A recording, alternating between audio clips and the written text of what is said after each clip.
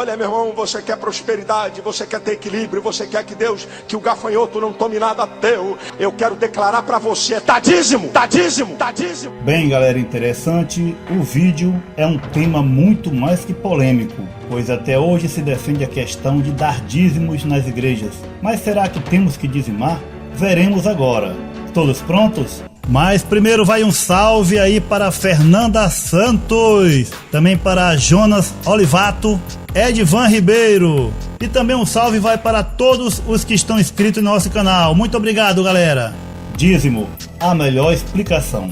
Funcionava assim. Existiam 12 tribos em Israel, que são os 12 filhos de Jacó. Os historiadores dizem que eram 13 tribos, porque tinha os 2 filhos de José, Efraim e Manassés, mas o certo é contar não os filhos, mas sim o pai. Depois que Moisés tirou o povo da servidão e levou para o deserto, o Senhor deu várias leis para serem cumpridas, e uma delas era que a tribo de Levi tomasse conta do sacerdócio e das coisas sagradas. Não poderiam trabalhar, então foi ordenado que seus irmãos, ou seja, as 11 tribos que podiam trabalhar, dessem a 10ª parte dos seus animais e plantação, para que os levitas, que são os sacerdotes, pudessem se alimentar. Não só eles, mas também as viúvas, os órfãos, que existia muito naquela época por causa da guerra. Também serviria para alimentar os necessitados e os estrangeiros.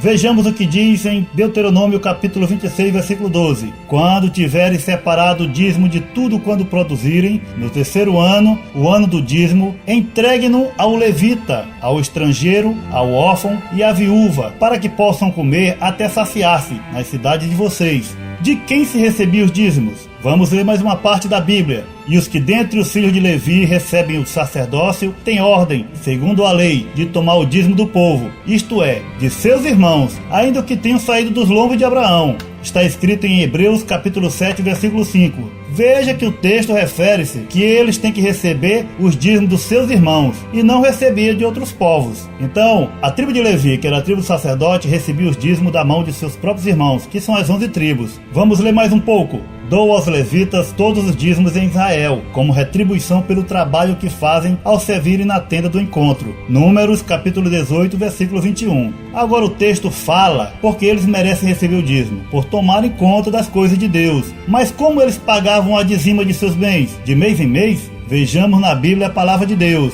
Certamente darás os dízimos de todo o produto da tua semente que cada ano se recolher do campo. Deuteronômio capítulo 14, versículo 22.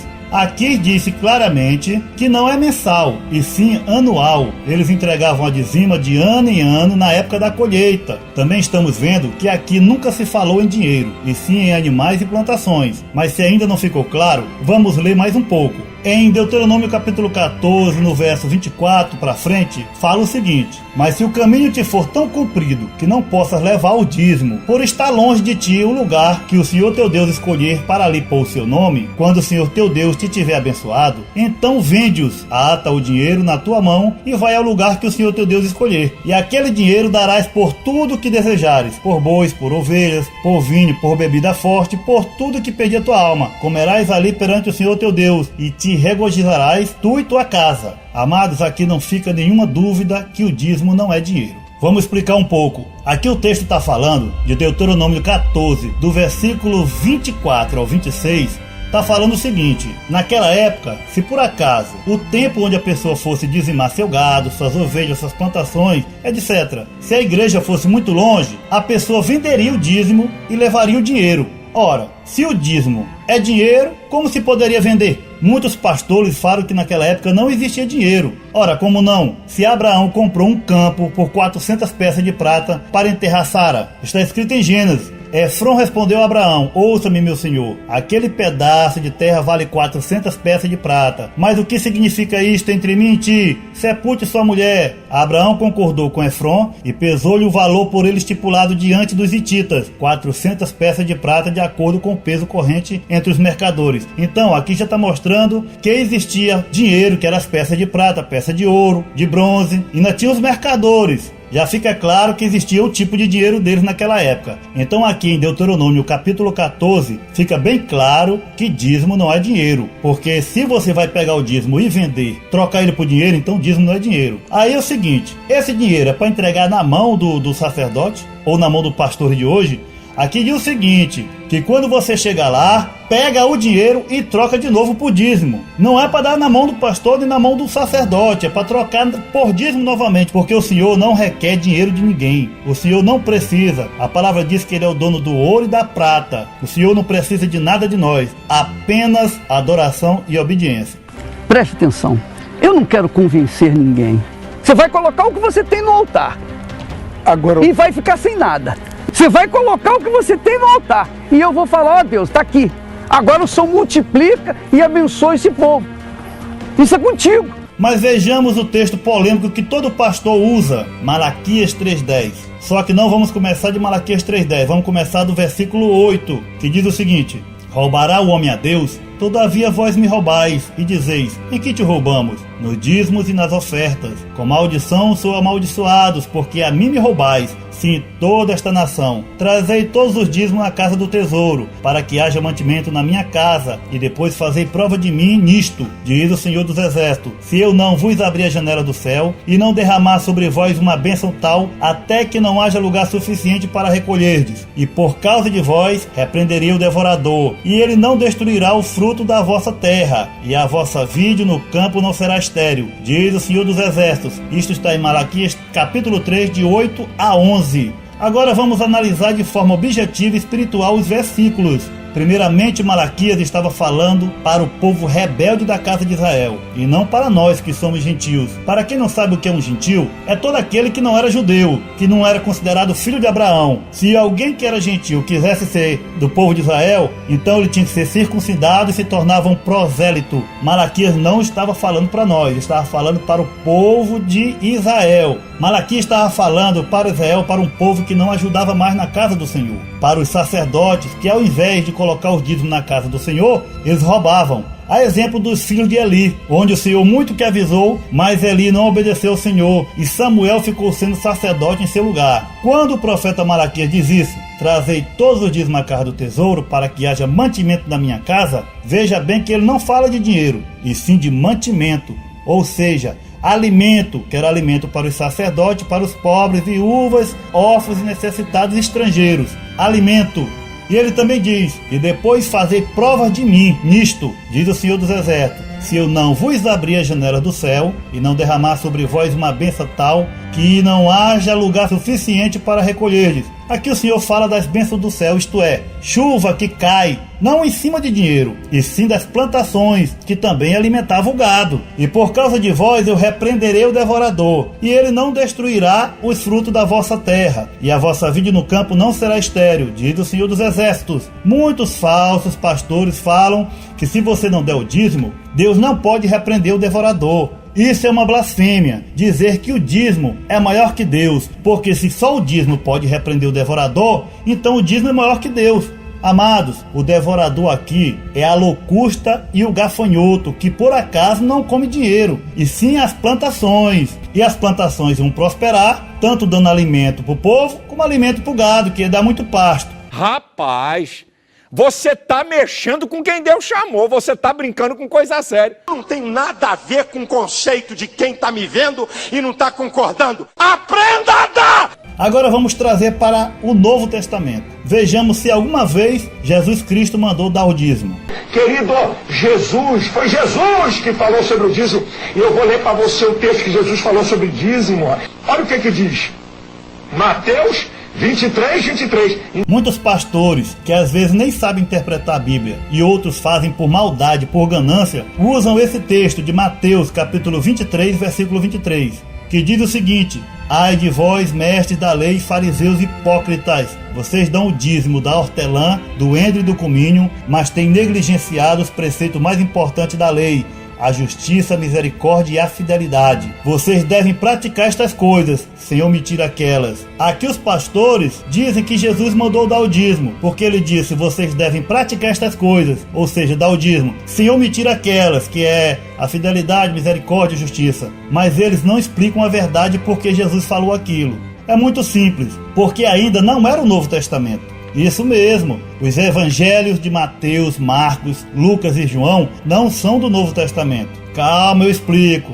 Vou ler para vocês Hebreus capítulo 9, do versículo 15 ao 17, que diz assim: Portanto, é Cristo quem consegue fazer uma nova aliança, para que os que forem chamados por Deus possam receber as bênçãos eternas, que o próprio Deus prometeu. Isto pode ser feito porque houve uma morte que livrou as pessoas dos pecados que praticaram, enquanto a primeira aliança estava em vigor. Onde há um testamento, é necessário provar que a pessoa que o fez morreu. Pois o testamento não vale nada enquanto estiver vivo quem o fez. Só depois da morte desta pessoa é que o testamento tem valor. Isso mesmo, enquanto Jesus estava vivo, ainda era o Velho Testamento. Isso mesmo, portanto Jesus não poderia ir contra as leis que Deus deu a Moisés. Então Jesus Cristo, ele mesmo disse, eu vim cumprir a lei. Por quê? Porque enquanto ele estava vivo, ainda não era o Novo Testamento. O Novo Testamento só vai ser válido depois que Cristo morre.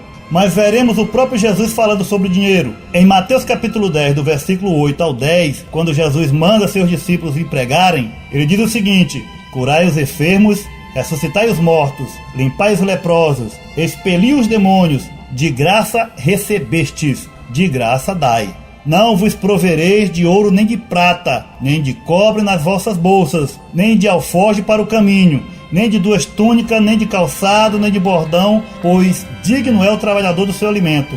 Aqui é o próprio Jesus falando, de graça recebestes, de graça dai. Não devemos receber nada por pregar a palavra de Deus. Não devemos ganhar dinheiro, nem cachê altíssimo para ir a palestras, reuniões e teologias, e até mesmo cantar. O Senhor mesmo disse, a palavra de Deus é dele. Como poderemos vender o que não é nosso? Lembrem-se de Naamã, que ficou bom da lepra e quis pagar Eliseu. E Eliseu não recebeu nada, porque quem curou foi Deus. O seu empregado Geazi foi receber e acabou pegando a lepra de Naamã, porque o próprio profeta Eliseu sabia que não poderia receber nada pelas curas e milagres que Deus fazia através dele. Amados, é muito perigoso você receber alguma coisa, algum donativo, algum dinheiro, algum cachê, por você ter feito alguma coisa que Deus te mandou. Devemos fazer por amor a Ele, de graça, gratuitamente, por amor a Cristo, por amor à sua palavra.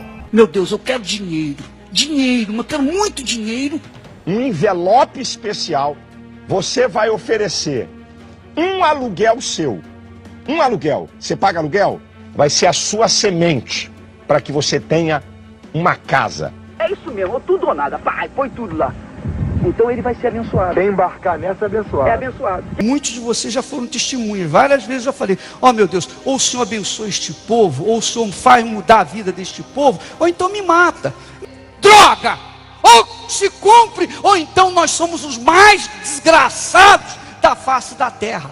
Minha mão sobre a Bíblia, aqui ó, se a minha mão, não, vou botar o coração sobre a Bíblia, aqui ó, meu Deus, se o Senhor não abençoar este povo, o povo da Igreja Universal do Reino de Deus, em todo o mundo, não houver resposta, não houver cumprimento dessa palavra, eu prefiro que o Senhor me mate, me tire a vida de uma vez. E estes cães gulosos nunca se podem fartar, e eles são pastores que nada compreendem. Todos eles se tornam para o seu caminho, cada um para a sua ganância, todos sem exceção. Isaías capítulo 56, versículo 11. Lá nós vamos subir o Monte Carmelo. Eu vou subir com o livro dos dizimistas. Separa assim um valor de um salário mínimo. Separa o valor de um salário mínimo e fala, Senhor, de preferência direto na conta da igreja, que vai estar aí no rodapé do seu vídeo. Por meio dele, todo aquele que crê é justificado de todas as coisas, das quais não podiam ser justificados pela lei de Moisés. Atos 39, versículo 39. A lei não poderia salvar ninguém, por isso ela foi abolida. Agora vivemos na graça de Cristo, no amor de Cristo. Porque, mudando-se o sacerdócio, necessariamente se faz também mudança na lei. Hebreus capítulo 7, versículo 12. Agora temos um sacerdote que não veio da tribo de Levi para receber dízimos, e sim da tribo de Judá. Jesus Cristo, que veio mostrar o amor, ele mesmo disse ao jovem rico, vai, vende tudo o que tens e dá aos pobres. Outra vez disse, é mais fácil um camelo entrar no buraco de uma agulha do que um rico ir para o céu. Ele também disse, ninguém pode servir a 2 senhores, a Deus e às riquezas. Jesus mostrou a humildade nascendo em um curral. Também ele entrou em Jerusalém em cima de um jumento, enquanto os vários pastores que são gigolôs de crente vivem da miséria das ovelhas, cobrando e constrangendo os irmãos. Muitos pedem mais do que o dízimo. Você não vai devolver só o de Deus, os 10%. Você vai dar 20% do seu. você vai ser fiel, você vai tirar 30% e falar, Senhor, representando a Santíssima Trindade, o Pai, o Filho e o Espírito Santo. E eu acho justo isso, e até porque foi uma inspiração de Deus. Será que naquela época se dava mais do que o dízimo? Tudo que eu te ordeno, observarás para fazer. Nada lhe acrescentarás, nem diminuirás. Deuteronômio capítulo 12, versículo 32. Quantos querem ter um futuro de prosperidade? Só existe uma lei na Bíblia, uma receita de Deus que torna isto possível. A lei da liberalidade. Só tem essa lei. Você deve dar oferta na expectativa que você vai colher na sua vida. Eu plantei oferta na casa de Deus e vou colher bênçãos materiais na minha vida e espirituais também.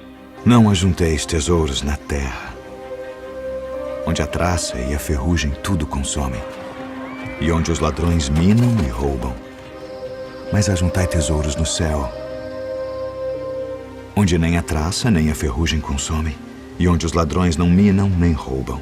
Olha o que diz em 2 Coríntios, capítulo 9, versículo 6. Cada um dê conforme determinou em seu coração, não com pesar ou por obrigação, pois Deus ama aquele que dá com alegria. Pois é, amados, nós temos que dar não por obrigação, que o dízimo é uma obrigação, nem por constrangimento, como os vários pastores dizem o seguinte: você acha que Deus merece o melhor ou o pior? Rapaz, você não sabe nem o que você está falando, cara. Você vai dizer que é o melhor. Então eles falam para você dar tudo de melhor para Deus, tudo que você tem. E você fica constrangido a dar. Mas só que o Senhor disse que não é para dar por constrangimento nem por obrigação, mas por amor. Aquilo que Deus colocou no teu coração, aquilo que você pode dar. Você deve estar de brincadeira. Isso é brincadeira. Pois o amor ao dinheiro é a raiz de todos os males. Algumas pessoas, por cobiçarem o dinheiro, desviaram-se da fé e se atormentaram a si mesmas com muitos sofrimentos. Timóteo capítulo 6, versículo 10. Mas mesmo crendo num Deus todo-poderoso, ele vivia uma vida desgraçada. Eu sou filho de Deus. Bom, se você é filho de Deus, Deus é rico. E você? Não, eu sou miserável. Se você tem essa fé viva no Deus vivo, então você tem que se revoltar. Pode se revoltar por minha conta, mas isso não é pecado? Não, deixa que eu pago o seu pecado. Deixa comigo, deixa por minha conta, eu pago a sua revolta. Você ficar revoltado com Deus, Deus, eu não aceito isso. Deixa que eu resolvo esse problema com Deus por você, tá bom? Agora você já deve estar pensando, será que os pastores devem receber salário? Olha o que o apóstolo Paulo disse sobre pregar o evangelho. Porque se eu anuncio o evangelho, não tenho que me gloriar, pois me é imposta esta obrigação. E ai de mim se eu não anunciar o evangelho. E por isso, se eu faço gratuitamente, eu terei um galardão. Mas se de má vontade, apenas uma dispensação me é confiada. Isto está escrito em 1 Coríntios, capítulo 9, versículo 16 e 17. Então aqui o apóstolo Paulo fala que ele tem essa obrigação de pregar o evangelho, mas gratuitamente. Porque o próprio Paulo falava o seguinte: eu nunca fui pesado a nenhum de vós, eu antes trabalhei com minhas próprias mãos para me sustentar. Porque Paulo, ele fazia tendas, ele era fabricante de tendas. Então Paulo nunca foi pesado a nenhum irmão. E ele ainda fala que ele tinha que dar exemplo. Agora, amados, pergunte ao seu pastor se você tiver: pastor, eu posso comer carne de porco? Pastor, posso trabalhar no sábado? E ele vai dizer: pode sim, isso aí já foi abolido. Aí você pergunta para ele: e o dízimo não foi abolido, que é da mesma lei? Mas alguns adventistas podem dizer que eles não comem carne de porco nem trabalham no sábado, porque ainda vivem na lei de Moisés, assim como muitos dos judeus de hoje. Mas isso é uma outra história. Mas eu vou dar aqui só um exemplo. Já pensou se todo mundo fossem da adventista de sétimo dia e ninguém trabalhasse no sábado? Quantas pessoas não morreriam? Iriam para os médicos, iriam para os enfermeiros, os policiais. Já pensou na bagunça? Não teria água nem energia, pois os operários no sábado iam parar de trabalhar, não tinham ambulância. É só pensar um pouco. Será que Deus quer isso mesmo? Não teria água nem energia, pois os operários iam parar de trabalhar no sábado. Então ia ficar tudo na escuridão. Você vê que o adventista não quer trabalhar no sábado, mas quando ele chega em casa à noite, ele quer acender a luz. Então ele vive pelo pecado dos outros, porque tem gente trabalhando no sábado, para poder aquela energia estar ligando ali. Ele quer viver pelo pecado do outro. Então, amado, será que Deus quer isso mesmo? Amado, todos os dias são de Deus e são sagrados para aqueles que o adoram. que o servem. Não precisamos mais de nenhum dia específico, pois o Senhor agora não quer mais sacrifício e nem obediência à lei, e sim um coração puro, em espírito e em verdade, um coração de amor, um coração com caridade e adoração a Deus. E por último, vamos lembrar que Cristo disse o seguinte: ele deu apenas 2 mandamentos: amarás teu Deus sobre todas as coisas e o teu próximo como a ti mesmo. Ora, se eu amo o meu próximo, eu não vou querer matar ele. Não matarás. Não vou querer a mulher dele. Não desejarás a mulher do próximo. Eu não vou fazer mal para ele, mas também não sou obrigado a dar 10% do que eu ganho para ele, porque se fosse assim, ele também tem que me amar, ele também tem que me dar 10% do dele. Então, irmão, nós não podemos comprar o amor de ninguém. Nós devemos amar verdadeiramente o próximo, o irmão, e o dízimo já foi abolido. Jesus Cristo agora está olhando um coração puro, um coração cheio de bondade, de amor, de caridade com os pobres. E isso sim é servir a Deus em verdade. Toda pessoa que for ungida com este óleo,